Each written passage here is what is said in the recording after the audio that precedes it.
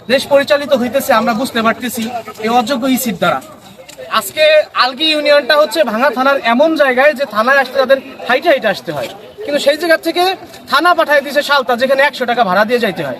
আবার তাদের সাথে কথা বলতে গেলে তারা বললো কি যে তাদের কাছে নাকি আমাদের এটা প্রশ্ন করার কোনো এখতিয়ারই নাই। কি এক অযোগ্য ইসি, কি একটা ধারণা তাদেরকে। আবার আমরা যে আজকে 3 দিন পর্যন্ত অবরোধ করে রাখছি, যে মানুষের যে ভোগান্তি আমাদের নিজেদেরই খারাপ লাগতেছে। আমরা অসহিংস করতেছি, আমরা কোনো বাস পোড়াই নেই, আমরা কারো কোনো ক্ষতি করতেছি না, তারপরেও আমাদের খারাপ লাগতেছে যে এই যে যাত্রীগুলা ভোগান্তিতে পড়ছে। কিন্তু এই উপদেষ্টা পরিষদের কারো কানেই এখনো পর্যন্ত চলে গেল না। এটা তারা কি দেশ পরিচালনা করতেছে, কিভাবে পরিচালনা করতেছে? আমরা তো এখন এই আন্দোলন বাদ এখন মনে চাইতেছে যে উপদেষ্টার ইসির পদত্যাগ চাওয়ার জন্য। আমরা অতি সত্ত্বর জানাইতে চাইছি যে আমাদের যে প্রধান উপদেষ্টা ইউনূস সাহেব, তিনি এমন ভাবে ঘুমায় থাকলে কাজ হবে না, তাকে একটু ঘুমের দ্বারা জাগ্রত করতে হবে। এই জাগ্রত করার জন্য আমরা কিন্তু আগামীকাল থেকে অসহযোগ আন্দোলন শুরু করবো।